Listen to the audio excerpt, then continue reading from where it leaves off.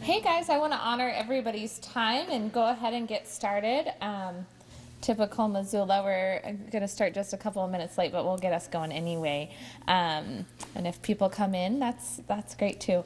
Well, first, I'm Amanda Cahill. I work for the American Heart Association, and I am just here to kind of facilitate tonight.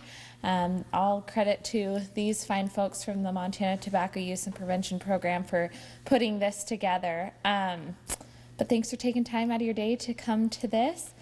And a big thank you to MCAT for filming this tonight so the people that can't be here can get the chance to watch at home. That's really important.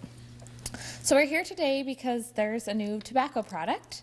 Obviously you've heard of it. It's captured our kids' attention more than most adults' attention. I was actually meeting with the principal at Willard today. He thinks about 75% of maybe their kids at Willard are using tobacco, which is really scary. And that's a really high percentage across the board. And so this is really important. There's a lot of confusing information going around, and we want to set some of that straight today. In December of 2016, the Surgeon General did put out some rules around e-cigarettes, not all that strict, but they did say that they pose a threat to youth. And then there's just so much coming out every week about how dangerous these things are. So we're confident we have the information to share with you today that's going to help you better understand these products and what they mean to kids. And we're here with ultimate goal of protecting youth across the state. So I don't need to preface about the kids because there's no kids in the room. We typically don't want kids seeing images of other kids using these products, but since we don't have any kids here today, I don't need to say that to you all, but I would say, if you see those kinds of images, that's something that we do want to avoid spreading to kids. So, sorry, I need the clickers. Okay. So throughout tonight, we're going to cover what e-cigarettes are, their use among Montana kids, the appeal, why are these cool, what's happening that are making kids want to use these so much, big tobacco's marketing, the health dangers, and then what you can do as parents, as community members. So then after our wonderful speakers, we're going to have a little bit of time for questions and discussion. So, all right. Oh, sorry, I'm going to go back a little bit. Speakers today, you already met me. We also have Chris Menard, and I'm going to give a little bio as they each come up to speak. Chris Menard from the Tobacco Use and Prevention Program. It's a mouthful. And Kathy Rogers, a physician, a pediatrician here in Missoula. And then Nicole Ania, program manager at Montana Tobacco Use and Prevention Program as well. So I'm going to introduce Chris Menard, a little bit about her. She spent her early years in Nebraska and Alaska and earned a Bachelor's of Science in Education from Northern Arizona University. You wanted to get down to some of that sunshine, huh? I like it. Teaching career began in rural Alaska, where she enjoyed teaching elementary and high school PE and coaching volleyball and basketball. She moved with her family to Montana in 2002 and is currently employed by the Office of Public Instruction as a tobacco use prevention education specialist, working with school personnel to implement comprehensive tobacco-free policies throughout Montana. Chris has been in tobacco prevention work for 5 years. Thanks, Chris. Thanks, Amanda. Thank you. Well, thank you all for coming, and I'll warn you right off, I have some videos that sometimes cut out before they're supposed to, so hopefully we'll get the message across. But once again, the disclaimer, thankful there are no young people in the room, terribly young people in the room. We're going to cover Montana youth trends. You'll learn more about electronic cigarettes and why they appeal to youth, and we'll talk a little bit about e-juice and what's in e-juice. Every time I give a presentation, I have to remind people that we're still talking about the leading cause of preventable death in the United States. Nearly 500,000 people die every year in our country from tobacco use, which is the same as 3 fully loaded 747s crashing every day with no survivors. And if that happened, boy, would people take up a notice, wouldn't they? So Montana youth trends, we've got this great data from the Youth Risk Behavior Survey that goes well back into the 90s. Our kids in high school fill these out every other year, and it asks all sorts of questions about risky behaviors. This question had to do with whether they had ever tried smoking at all in their lifetime, even 1 or 2 puffs. And you can see a nice decline in the positive responses. We're down to about 39% of our high school students who say they've ever tried smoking at all. This graph shows the students that we call current smokers. If they responded that they smoked at least once in the last 30 days, the CDC calls them a current smoker. So Montana's in orange, the US average is in blue. You can see how we pretty much replicate the national average over the last 20 years, but we're a little higher than the national average now at 13.1% of our high school students who say they're smokers, compared to 10.8%. Now these guys, they have caught our kids' attention as well. The cigars and cigarillos that come in all sorts of fruity flavors and packaged in tubes. Sometimes they're very inexpensive. Still illegal for anybody under 18 to purchase, but somehow they're able to get their hands on them. This is the data around the cigars and cigarillos. Kids who say they currently smoke, we're at 12.6%, and the national average is 10.3%. So there's been a decline, but not as great of a decline. And then chewing tobacco, that's where we always outdo the rest of the country, especially our high school boys. We're at 12.3% of our high school students who say they use smokeless tobacco, compared to 7.3% for the rest of the country. 1 in 5 of our high school boys say that they use smokeless tobacco, which is the 4th highest prevalence of use in the country. Now our girls also have the 4th highest prevalence of use, but it's at 4.5%. So here are all 3 of your traditional tobacco products. In the 2015 Youth Risk Behavior Survey, you can see they're all about at the same level, between 12 and 13%. Some kids smoke cigarettes and cigarillos and do smokeless, so it's not to say that they're just using one or the other. There is dual use, sometimes more than dual use. So now let's talk about these guys. These electronic cigarettes come in all shapes and sizes, but basically most of them deliver nicotine, and most of them have a lithium battery in them. Some of them look like cigarettes, some of them look like marking pens, some of them look like mini lunar landers, and it just changes constantly. Every day these are evolving into something new. These are called mods. These are what create the larger, we say vapor, but it's really not a vapor, it's an aerosol that's created.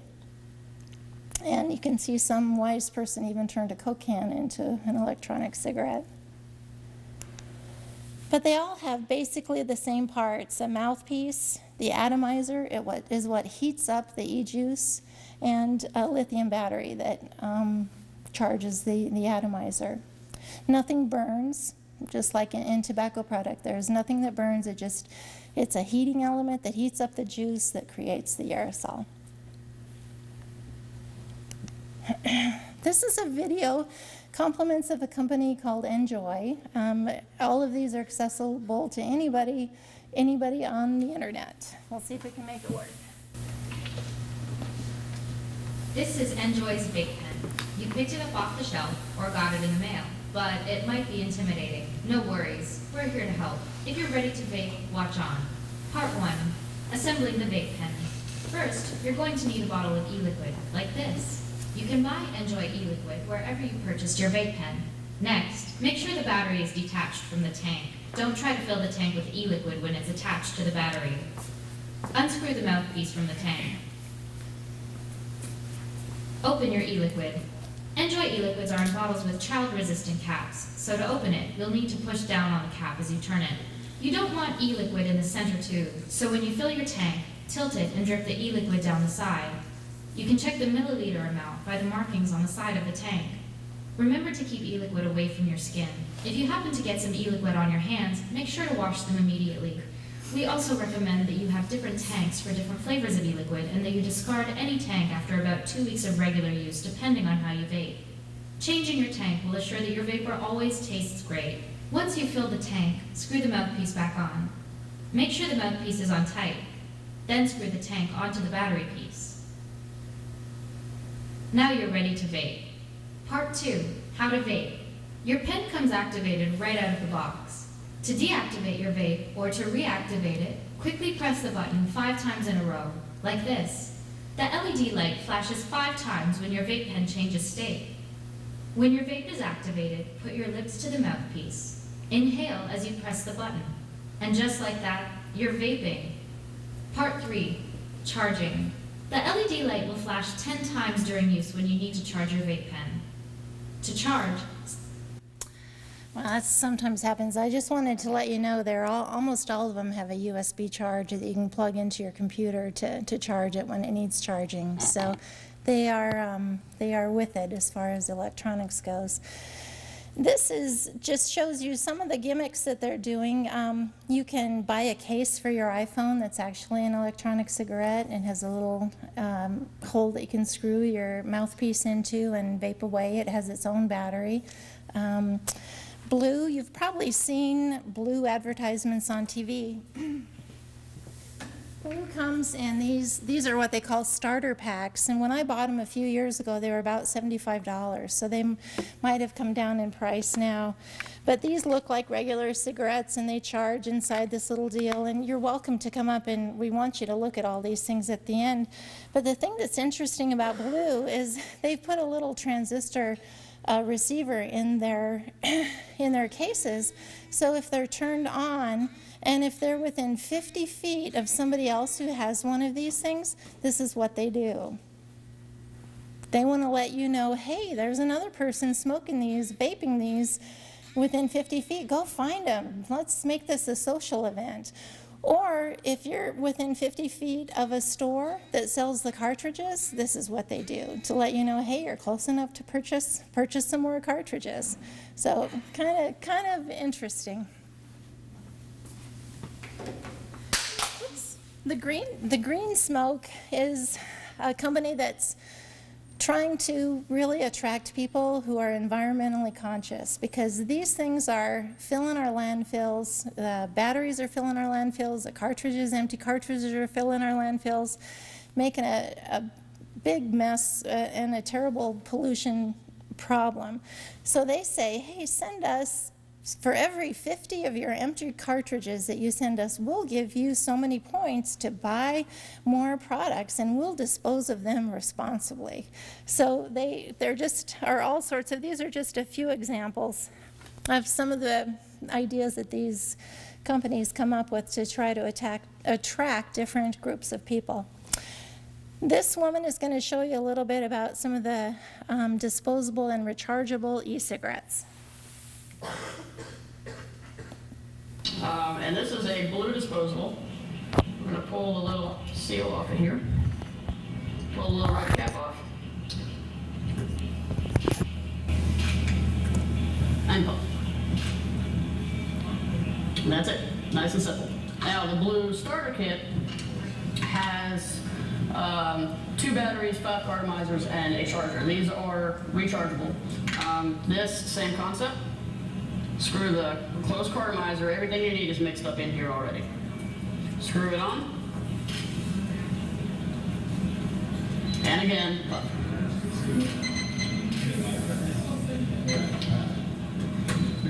Nice and simple. Another company we carry, Smoke Stick. Same principle. We have a disposable. You have the starter kit. Again, screw it on.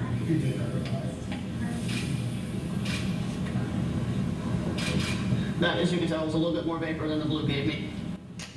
So she got a lot of hits nicotine right there, but it's nice to have it's sad that these are on for anybody to see, but it is also nice to have something to be able to show people what it looks like, because I certainly don't want to stand up here and do it. These are the, well, first of all, before you leave, take a look at this pencil kit and see if you can figure out which things in here are electronic cigarettes and which ones are just regular pens or pencils, and you might be surprised. There's one in here that this looks like a lead pencil holder or a USB. Well, it's an electronic cigarette and it's ready to go. All you have to do is start sucking on it and you can make a vapor. And this is one of the mods, and it has what's called a rebuildable dripping atomizer on the top, and these are the ones that create the really big vapor. And if you take the top off, you'll see the coils. People take great pride in the different designs that they make with their coils and figuring out how many coils they can put on before the ohms are too high that it would be a dangerous. You've heard of these things exploding, we'll talk about that. But anyway, you drip the e-juice onto the cotton swab that's in there. They call it a wick, that's in between the coils, and then press the button. This one doesn't have the battery on it. The battery would have been another $80. This was $140 when I bought it last year. It's highly computerized. You can set it at all sorts of different levels. So the mods, typically, this is probably a pretty high-class mod. There definitely are cheaper ones, but it's not an inexpensive addiction.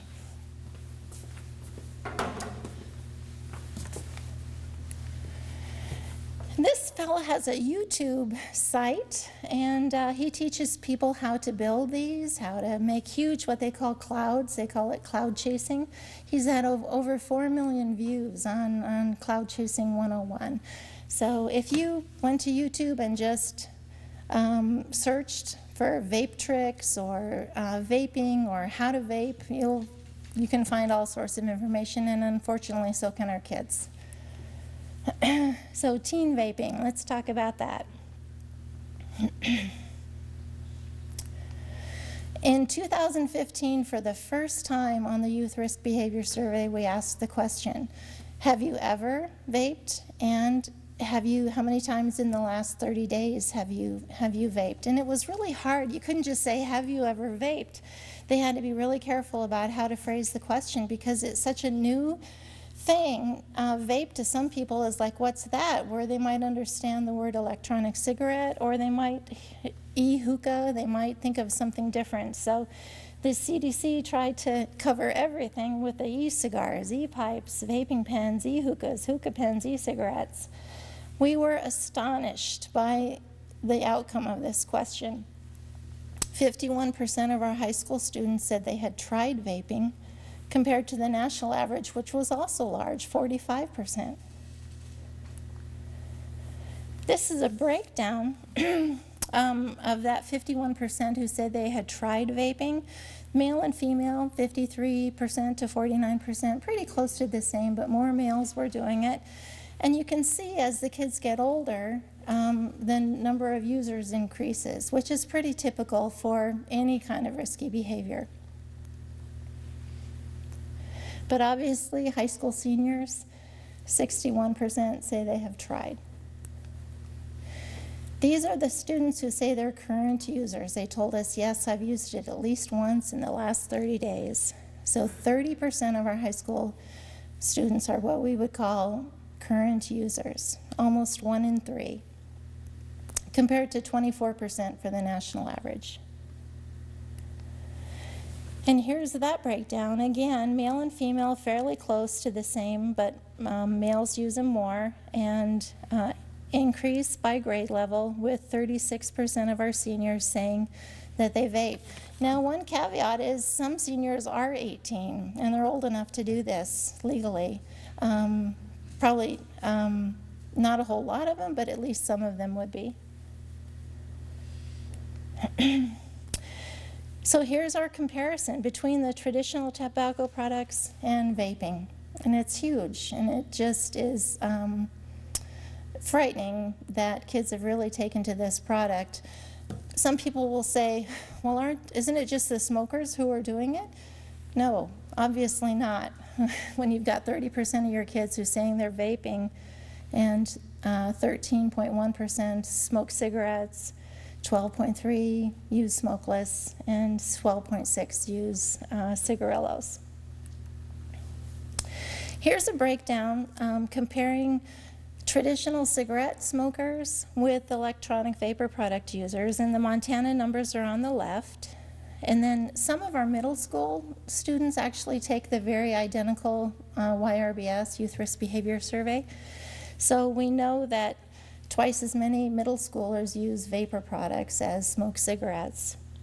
NAR are your Native Americans on reservations, and that's the only category that smoking cigarettes is still the highest, is higher than the kids who are using vapor products. NAU is Native American in an urban setting. NPA are your non-public accredited schools. Alternative schools, that's where our risk takers are. We heard about Willard, the numbers at Willard. We've got Paris Gibson in Great Falls, Powell and Helena, Bridger and Bozeman. They're alternative schools all over Montana, and these are the kids who need help not only with prevention but cessation. And SWD are students with disabilities. So there was a great study done out of Yale, excuse me, that asked over 5,000 kids who said that they were regular vapors, what's cool about it? What do you think is cool about it? And the flavor answer didn't surprise them, but the ability to do tricks kind of caught them off guard, because we've all been hearing about the flavors, and we'll hear more about flavors from Nicole.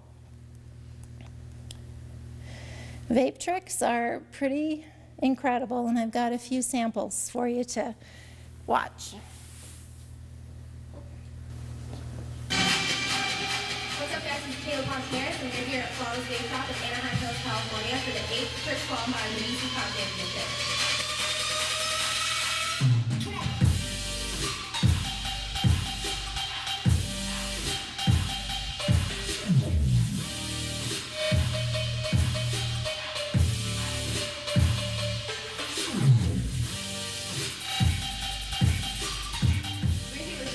Won the 8th Tricks qualifier for the BC Cloud Championship. How do you feel? Pretty stoked. Still a little nervous? Yeah. What did you do to prepare for this competition? I vape every day because I work at a vape shop, so. What vape shop do you work at? Vapor Hub? That's dope, okay. And would you like to thank any of your sponsors today? Of course, gotta thank Limitless, Good Vibes, Vape Stocks, Native Waves, of course, you know. Good Vibes is my sponsor too. Good Vibes is awesome. Before you go, do a signature trick for us. Oh, do you want to see it? Will anything catch you off guard on that, or anything kind of catch you? Sponsors? They have sponsors. It's like NASCAR. You know, it's crazy. Any other things? They're just all doing blowing circles to me. Yeah, this one is not the most exciting. There are better ones. I was impressed. I mean, he looks very young to me, and he says he vapes every day, working in a vape shop. This was before the FDA passed the law that said you had to be 18 to do this, so this was in 2015, and he's inhaling an awful lot of vapor every day. Everybody who practices these things is, and by golly, don't get that juice on your hands, right? As we learned in the Enjoy commercial, but it's perfectly fine to inhale it into your lungs. Let's see if I can get this one.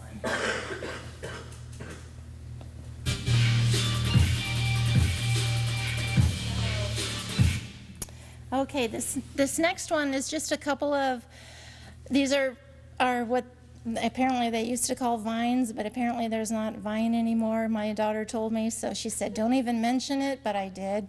And these are videos that these kids put on themselves, and they combine them. These are just a couple, oops, of samples.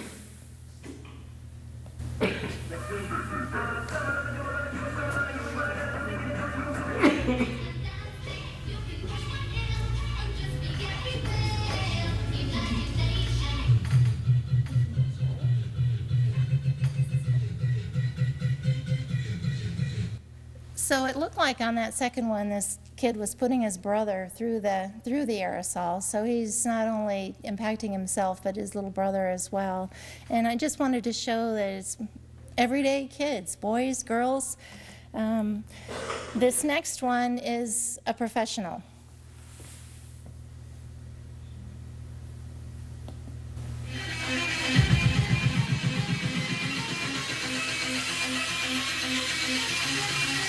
The world as we know it will soon come to an end.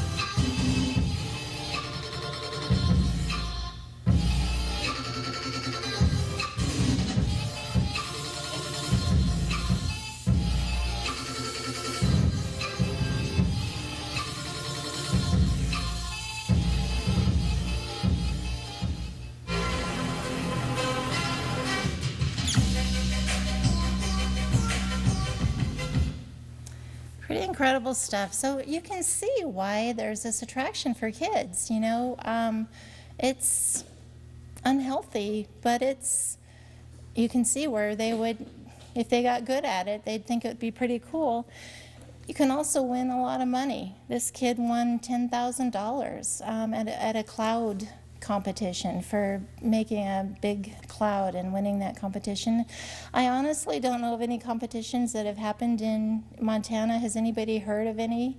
I would guess that Missoula or Billings would be the locations if there had been, but all of our large cities have vape shops, and these competitions are happening largely in probably larger California, you know, higher population states. But it always takes us a couple of years, right? So you often hear, well, it's just a harmless water vapor. Well, is it? It's not. There's really not water in this electronic e-juice. The e-juice has propylene glycol, and it has flavorings typically, and it has nicotine. And those, none of which are harmless, especially to kids. Propylene glycol is the ingredient that they use in fog machines in the theater, and it's generally recognized as safe as an edible, but nobody says what we're doing to our lungs by inhaling it.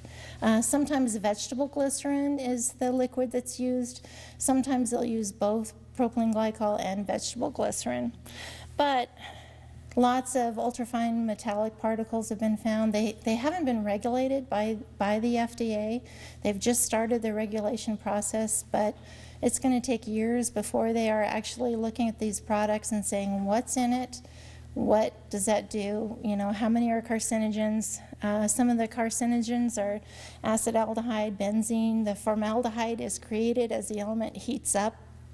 It creates a formaldehyde, which is a carcinogen.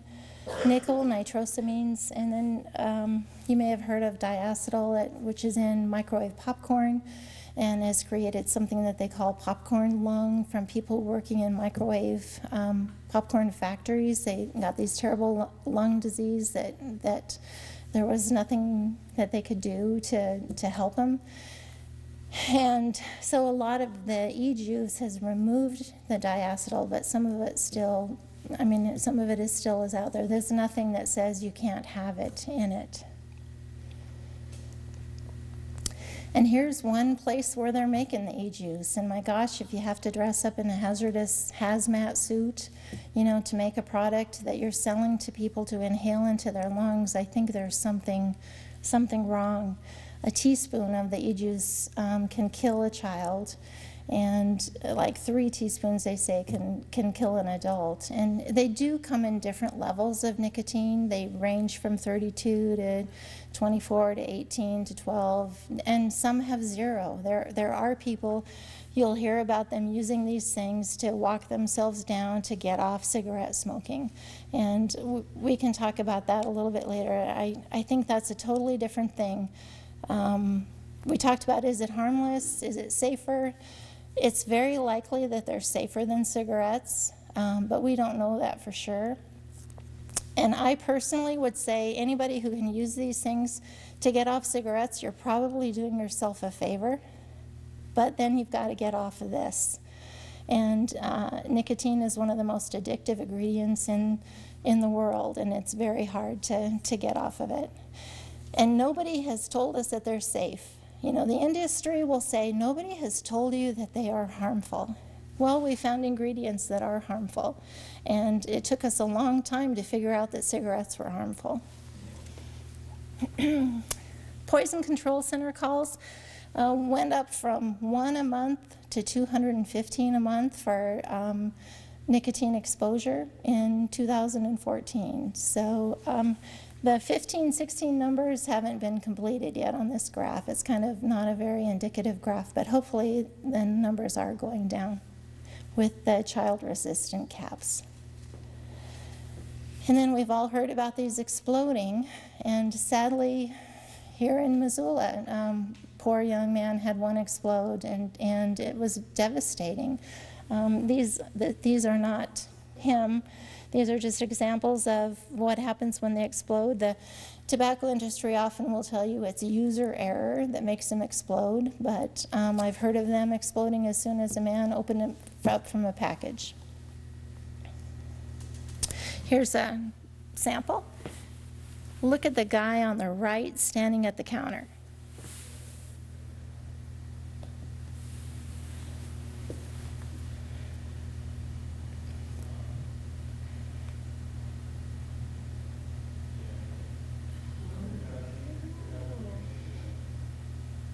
Oh, he went outside, he took his pants off, and a big flume of smoke, or vapor, or aerosol, I should say, was created.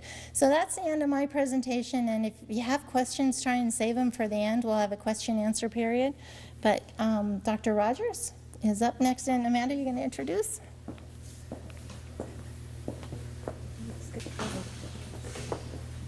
Man, thank you, Chris. I've been feeling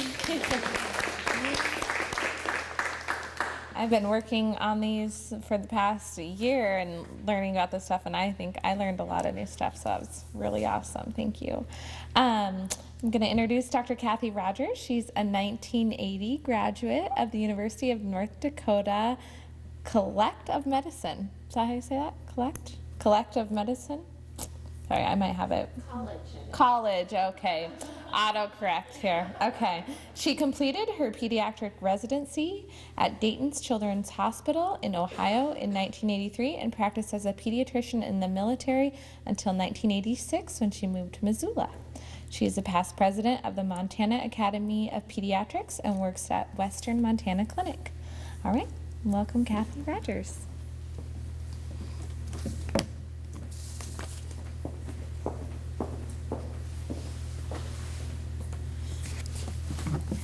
I don't have a PowerPoint. And I don't, if I leave you just with a few simple pieces of information that you can kind of hang on to, that's really my goal. Research suggests that compared to adults, teens value reward more than consequence. And we kind of all know that, but that is really an integral part of brain development in adolescence. It is part of what gets them to grow up and leave home, to go on the adventure of leaving the security of a household where somebody feeds them and clothes them and takes care of their needs and goes out to where they're going to have to figure it out. And so it's an important part of development, but it also is what makes them take the risks that they do. Brain development takes a long time, sort of from age 12 to age 25. And so at 18 and 19, when these kids legally can do a lot of things, they still don't have a very mature brain. They think they do. And if you think back, you thought you did. And then you got a little older and you realized your parents were not nearly as stupid as you thought they were. And we hear that said all the time, but it really is true. And there's no way to explain it as we grow up. You can say it to your kids and they nod and think you're full of it, but it's really the truth. So brain maturation moves in really slow waves. It starts at the base of your brain and kind of moves forward in very basic functions. So it starts with your vision, what you see, and then movement, and then fundamentally how you process things, the more complicated executive functions. So this front part of your brain, which is the last part that really puts together, if I jump off of this very tall building, I may break my legs. And the other part of it says, yeah, but won't it be really cool if I don't? That part takes a long time to come together. And so there's all these different parts of the brain that you're going to hear talked about as more of the issues of brain development go on. You're going to hear them talk about your hippocampus, which is part of your memory. Frontal areas set goals. They weigh agendas and risk, and that frontal part is really important. Head injuries, a lot of frontal injuries impact how well we do our executive functions. And this is sort of a side comment, but the whole business of concussion relates to what happens when you're constantly impacting that frontal area, which becomes your consequence setting goals, agenda, risk assessment area. So ultimately, development allows us to balance our impulse and desire and our self-interest and put that together with ethics and rules and to put all of that together. But it takes time, and you can have a kid who will say, I know I shouldn't, but they still will until they get on the other side of that fence. If you think of teen decision making like an equation where consequences aren't given the weight they should be, where rewards weigh more heavily than they should, and where being friends throws the equation off anymore.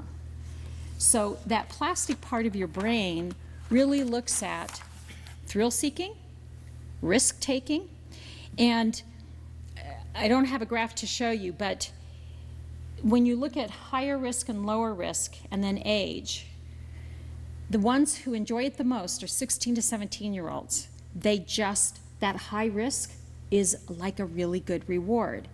And it's interesting because at 18 and 21 it starts to drop, but it doesn't get down to a level less than when you're 10 years old till you're 26 years old. So there's a long time where that is all really important. Most long-term drug use, alcohol, tobacco, nicotine, starts in adolescence. And we all recognize that. Teens do know they're mortal. They can estimate risk, often overestimating risk. They simply value the reward so much more heavily. And the more risk they take, if the reward is good, is perceived as a better payout. And what helps them add to the risk? Doing something with their friends. So when you look at kids who are learning to drive, there's lots of good, valid studies that show if you put a kid in a car with an adult, their parent, they will drive beautifully. They take driver's ed, they do really well, and as long as they're in the car with the adult, they're great. You put one person in the car their age, and all of a sudden, they run through the red light. You put 2 or 3 kids in the car with them, and suddenly it's, what can we do? Where can we race? Why? Because there's this huge reward of doing these things, taking these risks with their friends. So when you're looking at kids related to cigarette smoking, vaping, it's the same thing. And so one of the key questions I always ask kids when I'm interviewing them is, do any of your friends vape? Because if you ask them directly, you may or may not get a straight answer, but they don't have any problem telling you if their friends do. And that's a really good way to kind of come in through the back door when you want to find out what's going on, because if their friends are vaping, you can bet that for them it's a greater opportunity, even if they think they're only going to do it once. So what their friends do does make a really big difference. Now, this time of taking all these risks is important. They need to do this. It doesn't make them obnoxious, although sometimes it feels like it does when you're the parent. But that's partly, again, what gets them to learn how to be independent on their own. So adolescence brings a peak in brain sensitivity to dopamine, which is a neurotransmitter that kind of primes you for reward, and it fires off the reward circuits. So anything that improves and affects dopamine is something that they like, and nicotine will affect that, as does marijuana. And so these sort of spark that area, and kids go, oh, that felt good. And feeling good is something you want to do. Believe it or not, texting fires off that part of your brain, which is why those ridiculous texts of, what you doing? Not much. Where you going to be? Not sure. And yet they're just addicted to it. They literally fire off that little bit of dopamine over and over again, which is a little pleasure center. For those of you who are old enough, if you remember what it was like to get a letter in the mail and you would wait for the mailman to come, it's the same thing. It just didn't happen every 5 seconds. So that's part of the difficulty. And again, anything that will allow them to get there. Teen brains, neural networks are being pruned, and so they're still in that developmental phase. And it's really interesting, teens prefer teens. So the things you say do make a difference, but they search out their friends, and those people are their investment in the future. They're not going to spend their life living with you. You guys are their mentors, directors, but they know you, and you're not exciting anymore. Their friends are exciting, and that's where they want to be. So again, who they spend time with, and we're back to what makes me feel good, what's exciting.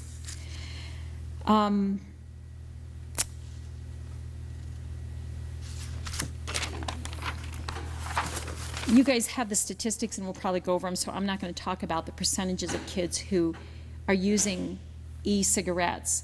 But what I will tell you is for kids, it's not a reduction of harm. They use e-cigarettes, and they talk about it for adults as a reduction of harm, getting them off of cigarettes. It doesn't do that for kids. It becomes the gateway. It addicts them to nicotine. And we know from both human studies and mouse models that at the developmental point in your brain that you are when you're a teen, your brain is more plastic, and nicotine is far more addicting. We don't know why, we just know it is. And it's that developmental phase. We also know that the various products like nicotine and marijuana at that stage, long term, will affect brain function. So when you were talking about the different products that are in there, so nicotine poisoning, what does it look like? Vomiting, sweating, dizziness, increased heart rate, lethargy, seizures, breathing difficulty. It's a neural stimulant at low doses, but at high doses, it's a depressant, and it really gets them into trouble.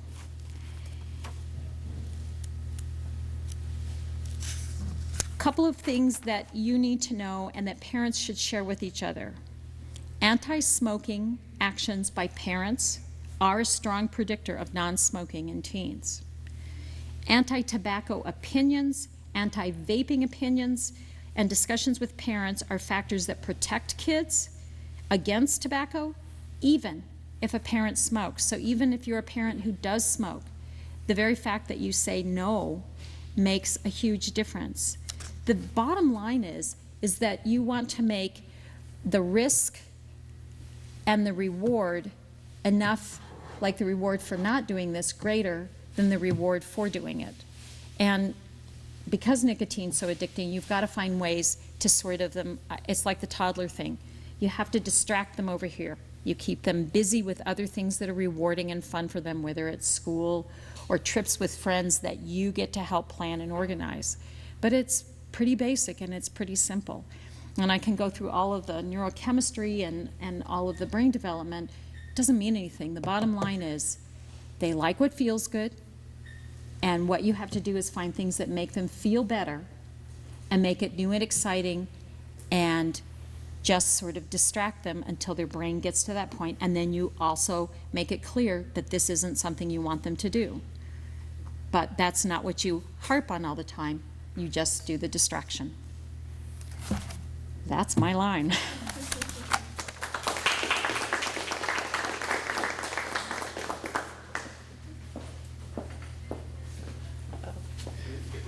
My favorite too. Oh, did I? Sorry. Nope, there you go. Very interesting. I have the toddler now that I have to distract all the time, but it's going to get a lot harder, I think. All right, our next speaker, I'll click us over, is Nicole Ani. Nicole, I've had the pleasure to work with over the past year, and it's wonderful. She grew up in Bozeman, completed her undergrad here at UM. She received her master's. Yeah, go Chris. Master's in Public Health with a concentration in Community and Behavioral Health from the Colorado School of Public Health in Aurora.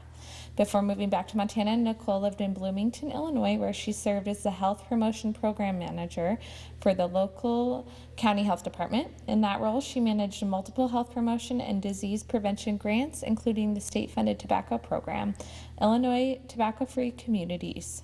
She now serves as the Policy and Cessation Program Manager for the Montana Tobacco Use Prevention Program.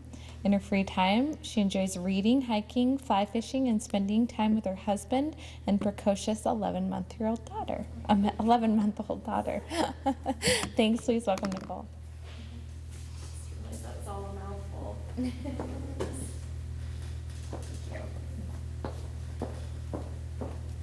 Okay, you're gonna have to forgive me. I have a frog that's been living in my throat for over a week now.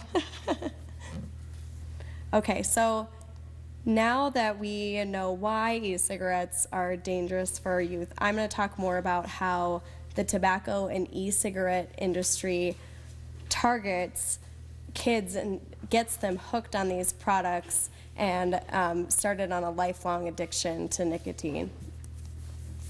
So, the tobacco industry, they want kids and young adults to use these products. And I'm going to read a couple of different quotes directly from the tobacco industry. A Philip Morris report stated, quote, "It is important to know as much as possible about teenage smoking patterns and attitudes. Today's teenager is tomorrow's potential regular customer, and the overwhelming majority of smokers first begin to smoke while in their teens," end quote. So Big Tobacco knows that 90% of long-term smokers actually start before the age of 18. And here's another quote. This is from R.J. Reynolds, a researcher with R.J. Reynolds. Quote, "If a man has never smoked by the age of 18, the odds are 3-to-1 he never will. By age 24, the odds are 20-to-1, end quote. So for Montana, this means that 500 kids in Montana become daily smokers each year, and 19,000 kids alive today in Montana will ultimately die prematurely from smoking. So it's really serious for Montana. So the tobacco industry overall has been banned from almost every single advertising venue. They can't advertise on TV, magazines, radio, billboards, any really conventional location. What they have left are convenience stores, grocery stores, pharmacies, and bars. And this is the point of sale. The point of sale is where tobacco products are marketed and sold. So for all of us in our audience, raise your hand if you have been in a convenience store in the last week. Actually, that's a really good portion of you. A lot of times, if you ask that question, there's a few of adults who raise their hand and say, "Oh, a little bit." A lot of times with adults, you see them, they'll go to a convenience store and just go and fill up on gas, and that's really your interaction with a convenience store. While kids, 70% of kids visit a convenience store weekly. So kids are going to convenience stores regularly because they're going there to get their soda or to get their candy bar. It's kind of a social activity. They're going there with their friends on their lunch, walking over. So they're visiting convenience stores a lot more than adults and actually going inside. So the tobacco industry spends $9.6 billion a year on marketing, and close to $30 million of that is spent in Montana each year on tobacco marketing. 95% of that is spent at the point of sale, so in these convenience stores where they are buying these products. So that's about $28 million in Montana that's put into marketing at the point of sale. This is where kids are going to go pick up their soda and going to go with their friends at the lunchtime.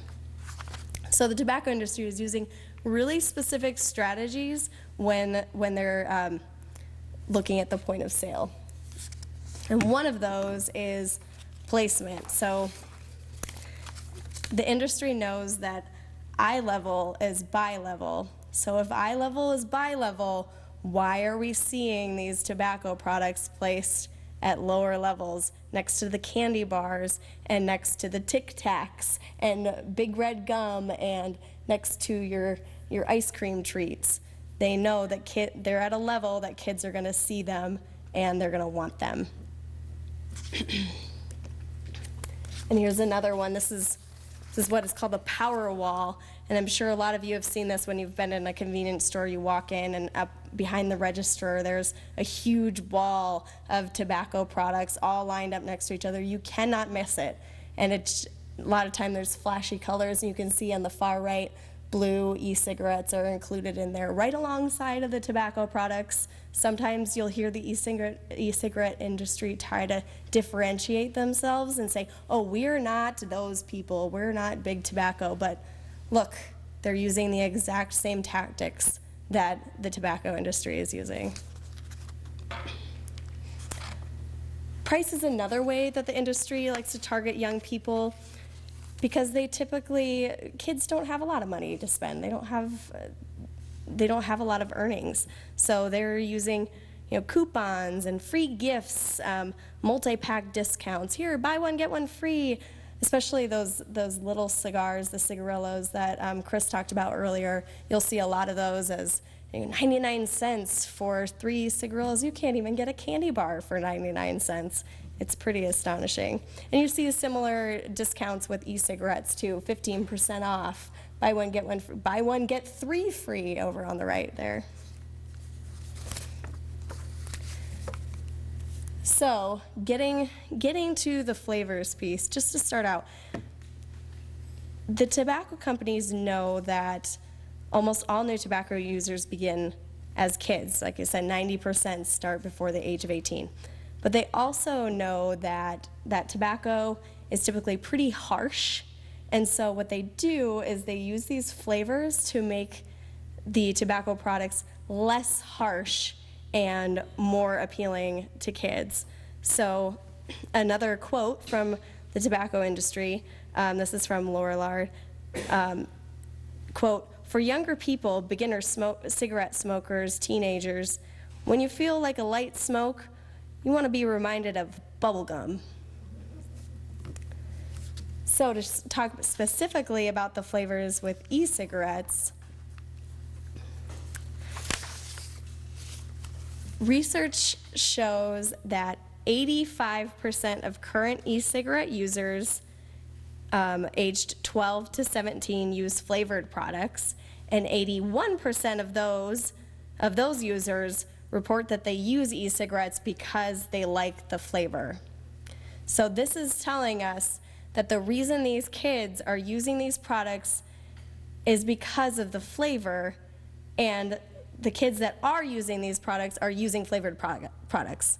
So the tobacco industry is putting e-cigarettes and e-juice out in over 7,700 different flavors, coming out with over 240 each month in flavors like cotton candy and sweet tarts and sundaes, root beer float, all these flavors that scream kid, and it's actually obviously working. The kids are interested in the flavors, and like Chris had said earlier, it's one of the top reasons why kids are trying these products. They're curious about the flavors, and they are curious about the tricks, and the other reason that's common is that they seem safer.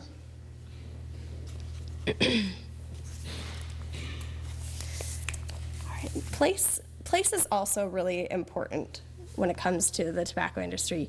So research shows that kids are more likely to smoke if they live within walking distance of a tobacco retailer. So many tobacco retailers are actually located near schools and where children walk home from schools. So this map is from the Montana Tobacco Use Prevention Program's website. We have a tobacco retail mapper on there, and you can look up any of your cities on there. So if anybody came in from outside of Missoula, you can look up your city. You can look up your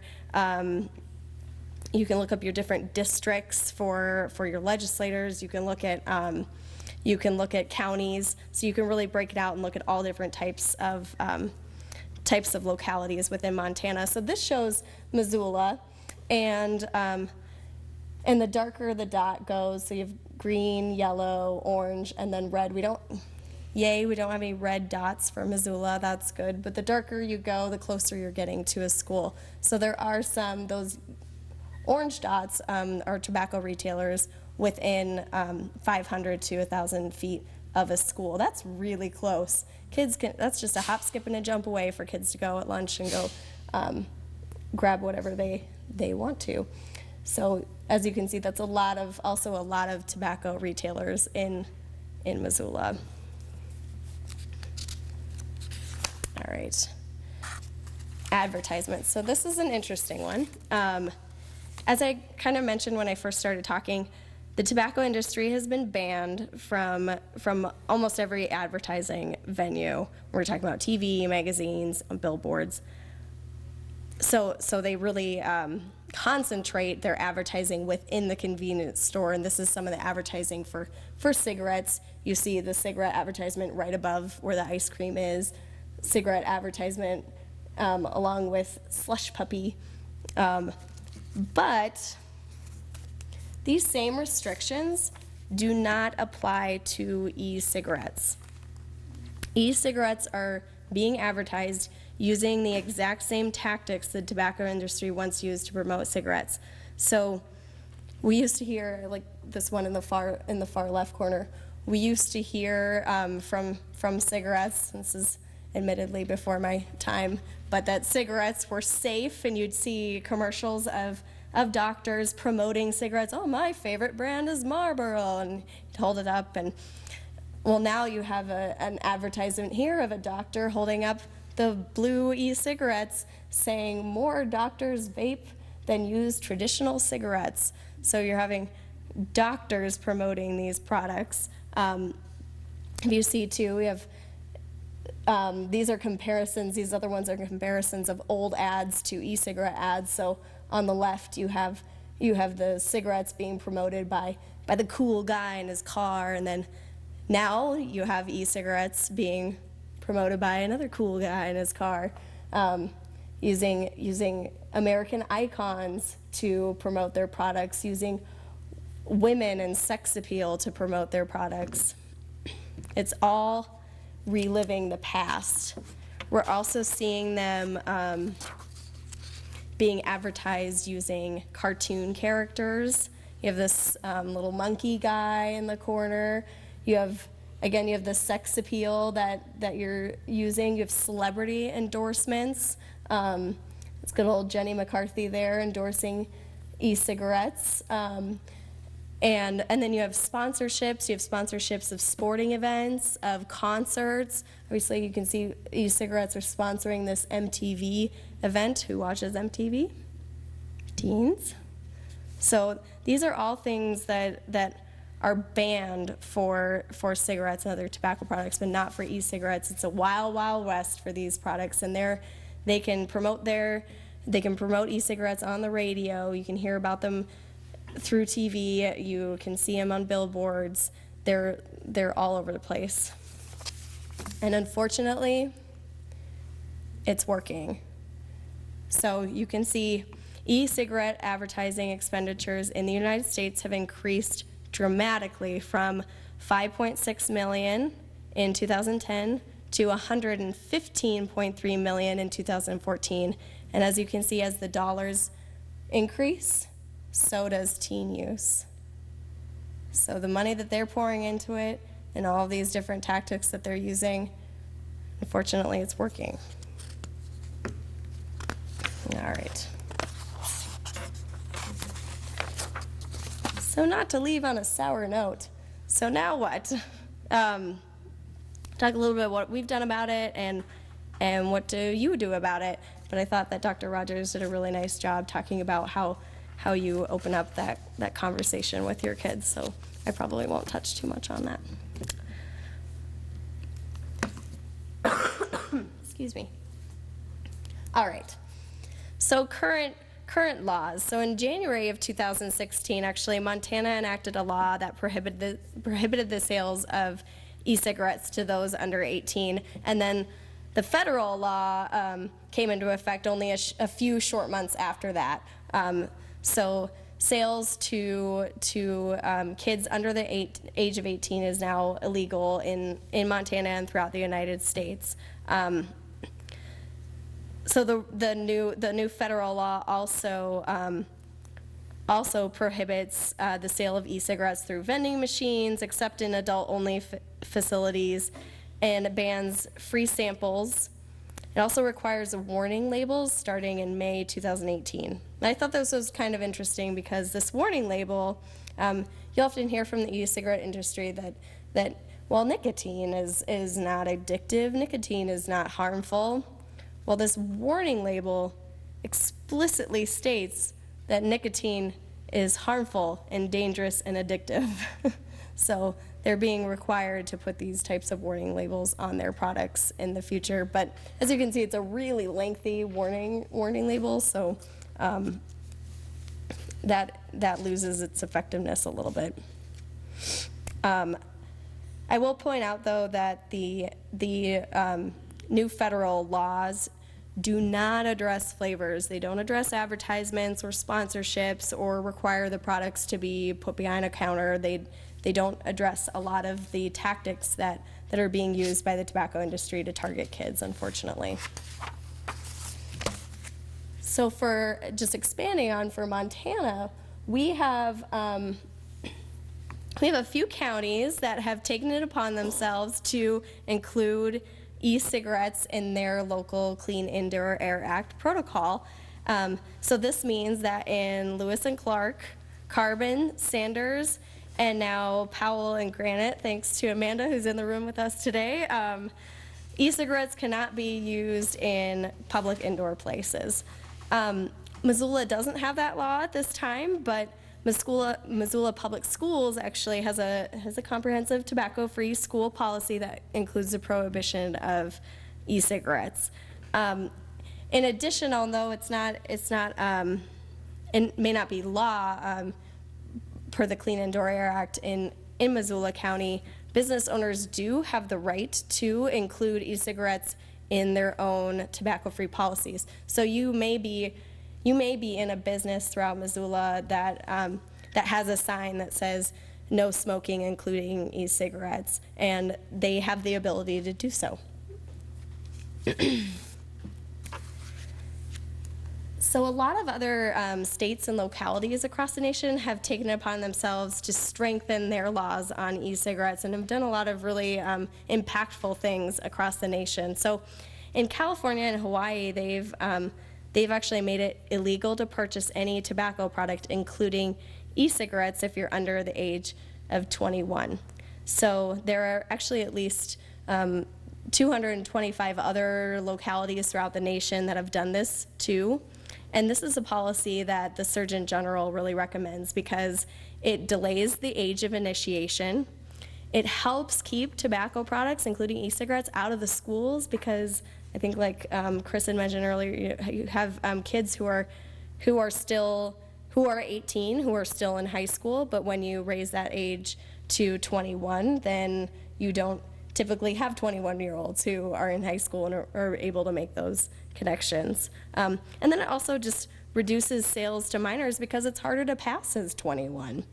And it simplifies that process too. If you're at a convenience store, they have to card for alcohol, so it's the same exact process if you're carding for tobacco for a 21-year-old. So in Minnesota and 7 other states, they've applied a tax to e-cigarettes, and raising the price on tobacco products is one of the most effective ways to prevent kids from becoming tobacco users. So like some other counties in Montana, New Jersey, and North Dakota, our neighbor, among other few states, prohibit the use of e-cigarettes in indoor public places. Chicago has actually taken it upon themselves. They have banned the sale of flavor products within 500 feet of a school. Providence, Rhode Island, which is very progressive, has prohibited discounts like coupons and buy one, get one free deals. And New York City has a law that requires that all tobacco products are placed behind the counter and or in another area that is not freely accessible by customers. That's another thing that has been done in other parts of the country. So this is just really a sample of some of the policies that have been put in place and continue to be put in place across the nation to protect our kids. All right. So just some of the things that we're doing aside from this event. Our program, the Montana Tobacco Use Prevention Program, has really been working hard to kind of raise the awareness of these products and educate the public about the risks associated with e-cigarettes. And we have tremendous tobacco prevention specialists that are working in almost every single county throughout Montana, and we have at least one, maybe two here today that really work to share this message through educational presentations, meeting with decision makers, talking to youth groups, talking to health professionals, talking to decision makers. So they're really out there trying to get the word out about these products and what they mean for kids. And Chris Menard is always out meeting with school personnel and talking to them about the importance of including these products in their school policies and educating school personnel about what these products look like and what they mean for our kids. I did want to show, this is one, we have a lot of media that has recently been created and put out in the community on e-cigarettes. This is one example of a point of sale commercial that was put together.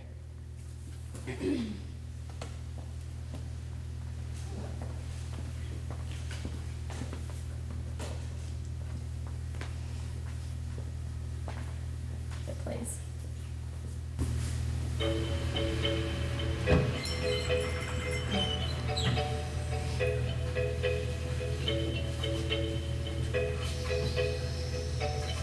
Children exposed to tobacco advertising are 64% more likely to become tobacco users. Check out this flavor. That's cool. Help us stop corporate tobacco from enticing our kids with deadly products. I wonder if that tastes good. Bet it does. Learn more at reactmt.com or quitnowmontana.com. Right. Has anybody seen that before? Yay! There's another one with a younger girl. It's a similar concept. All right, so just leaving you with, do I have to click? I had that same problem earlier where it wouldn't, there we go. Okay, leaving you with what you can do. First, really, you start by knowing the facts, and you guys have done that by being here tonight. You know, you're already ahead of the game. These products are so new, though, that we're receiving new information almost daily on these products. There's new research coming out all the time that is letting us know what's really what the health and long-term and short-term health implications are of these products and the messages that we should keep sharing. So if you are interested in keeping in the loop, we do have a sign-in sheet over here, and if you would like to be kept in the loop, you can put your email address on and we can share information with you as we learn more about these products. And then next, talk to your kids. I thought Dr. Rogers did a great job of covering this point, so I won't go too much into it. But I will say, instead of having that kind of formal sit-down conversation with your kid, there's a lot of opportunities to point this out in a more kind of nonchalant way. When you're at a convenience store with your kid and you're seeing the e-cigarettes placed right next to the gum or candy bars on the counter right within arm's reach, you can mention it there. Or if you see somebody using an e-cigarette that you're passing, or you're just noticing an advertisement, or an advertisement comes up on TV that you recognize, that's a good opportunity to bring it up and have some of these conversations. And ask for support from other adults and share this information with other adults so that they are armed with the same type of facts that you are, and they can pass this information on to their kids and other young people. And reach out to your local decision makers, educate them on the dangers of e-cigarettes. And you can also do this by, writing a letter to the editor and spreading the message among your community instead of just talking to your close friends. Tell the community how you feel about them and what you know about these products. And lastly, and most importantly, I think, make sure you're leading by example. If you are a tobacco user, there is help for you. There's the Montana Tobacco Quit Line, and it offers free coaching, free nicotine replacement therapy, so that's gum and lozenges and patches, discounted medication. And our Quit Line has one of the highest success rates across the nation, so it's really, really effective. So if you are somebody that's struggling with tobacco use, or you have a family member that's struggling with tobacco use, make sure they get the help that they need, because it's tough to talk to your kids about why they shouldn't use these products when you yourself aren't setting that as an example. So that's kind of my final hurrah there. All right.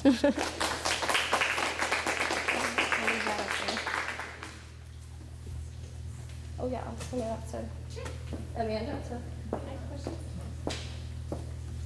I can field some questions and kind of dole them out, I think. Does anyone have any comments, questions, points of interest around the advertising or around what's happening in Missoula schools or what we're seeing or hearing? Amanda, one thing Yeah. I didn't say, and I didn't hear anybody else state it, but everybody has the presumption that because this is vapor, that you can't have secondhand effects of this, and they're already showing that that's not true. And it's interesting because this particular aerosol really sticks to tile and to metal, so that when people are vaping, it really sticks like to the tile floor. So if you have kids who are crawling, they're really going to be exposed more than other groups. And it does have secondary lung effects as well. And so if somebody says, well, it's not smoke, there's no secondhand effect, there is second and third hand effect from it. And considering that a teaspoon could kill a little kid, it's pretty scary. Thinking about it getting on even their hands. Thanks, Dr. Rogers. Anyone else? We did have some legislation around e-cigarettes this year. If anyone's interested in hearing about any of that, we did try to add that to the Clean Indoor Air Act at a state level, which failed. The tobacco industry and the e-cigarette industry came in very strong, spent a lot of money. If you're interested in politics, go look at who the biggest spenders were this year, and you'll see that it was the two tobacco companies. So a lot of really difficult discussions around this at the legislature, and changing the public perception on the safety of these products is really important. Who introduced that? Diane Sands. Yes. Make it out of Senate Judiciary. Oh, okay, that's what. Yeah, I went to Judiciary, which is a tough committee. Had a pretty brutal hearing, and That's interesting, because Cafaro got the tax on that. yes, yeah. You guys did the groundwork for that. Right, so we had a bill in Senate Bill 354. This was my baby this year. We ran a tobacco tax that included electronic cigarettes, a pretty good tax on those, in addition to an increase on other tobacco products. It got pretty far. It passed the Senate, the full Senate, and then had some pretty tough opposition, mainly backed by the tobacco lobby. When it got to the House side, so a tough road for that. But I think Nicole touched on this, but this is a huge deal. It's a big thing. If you raise the price of these products, kids don't use them. Research shows that time after time, state after state, country after country. You want to go to Canada, a pack of cigarettes is $22. Look at their smoking rates. So hammering home that message that a tobacco tax really would help. An increase in that really would make a difference. So we're probably looking at running a ballot initiative, so make sure you vote. And I don't think that I stated clearly, the tobacco industry has invested in electronic cigarettes. They are selling them as well. Right. R.G. Reynolds, Lorillard, Philip Morris, they sell glue, they sell all sorts of different kinds. So they see the writing on the wall. It's a product that sells. Yeah, and that's where you get a lot of the controversy in Montana, because there are a lot of local kind of shops that sell these e-cigarette products that are not necessarily affiliated with those larger tobacco companies, but so much more on the broader scale are sold by big tobacco. So, but you get a lot of people saying we're going to be run out of business if you do this or that to our e-cigarette products, and that speaks loudly when you're talking about Montana economy. So. And I will add to that the products the e-cigarette products that you see in the convenience stores that kids are accessing, those are typically the tobacco industry's e-cigarette products. The vape shops, they have to be 18 to go into those. Not to say that kids under the 18 don't ever go in there. They probably do, but the products that are in the convenience stores that the kids are really getting at, those are a lot of times owned by the tobacco industry. I did want to add another thing I realized that we didn't really touch on is that there has been a few different studies and research that has come out that says kids, high school students who use e-cigarettes are 3 to 5 times more likely to use other combustible tobacco products like cigarettes in the future. So when Dr. Rogers was talking about e-cigarettes being a gateway, that's not just a flippant statement. It is based in research and fact that kids who are using e-cigarettes are going on to using other tobacco products, and even kids who were smoking cigarettes and using e-cigarettes, they're going on to smoke even more cigarettes because they're becoming even more addicted because they're getting twice the nicotine. They're getting the nicotine from the cigarettes, and then they're getting the nicotine from the e-cigarettes, and then they're going on to using products in the future. So that's what's pretty alarming about this, and it can take us back years and years of work. As Chris showed that nice graph of cigarette use in Montana with that nice little decline, but now with e-cigarette use skyrocketing, we're concerned that we're going to see a backtrack and that we're going to see our numbers of use in other products go up as we see e-cigarette use go up. It's scary. Are they vaping marijuana too? Yes. Oh, yeah. And the thing about marijuana in electronic cigarettes is the distinguished smell that you have with marijuana isn't as present. So someone could be using it and you wouldn't even know it. Yeah. So there's those counties, Lewis and Clark, Carbon, Sanders, Powell, and Granite, they do not, they prohibit, what do they prohibit again? The use of electronic cigarettes in indoor spaces. Oh, okay. But Missoula County doesn't. No. So how do we get that done? City council. Okay. Are people working on that, or? So I don't know of any efforts in Missoula. I'm not aware of any right now. I know Jim Carlson was working on that type of legislation before he left, but then once he retired. We actually just revisited that today. Oh, good. Just today. Yes, we are looking at that. Again, we'll probably base a lot of it off of these other counties that have done it, but yes, it's kind of in the works, but I don't see it happening overnight anytime soon. It's And on we, the table. we took it, I should say, we took this to city council last year, so we've been working on it in Missoula County. But it got torn apart pretty quickly, and there was a lot of language that needs to be worked out, so that's kind of in the process right now. What was it that they found greatest fault with? Enforcement was kind of a big piece. How do you enforce something like this? And now we just encourage a lot of business owners to implement an e-cigarette kind of in their tobacco-free policy anyway. And a lot of businesses have adopted that. So that's great. We just don't have a citywide ordinance yet. I know Yellowstone County is about to take up this issue, so it'll be interesting to see what Billings kind of does around this. They have, I think, 28 independent vape shops and some pretty strong lobbying factors over there. So I think they're hopeful that they can do it, and they want to do it. And their Board of Health is a governing body, so they have a little bit of a different makeup than Missoula County, from what I understand. So I'm going to be really interested in watching that. So I encourage you to read the articles about that as they come out. Okay. Well, again, just thanks everyone for your time, and thanks so much to our speakers. Really, really good job.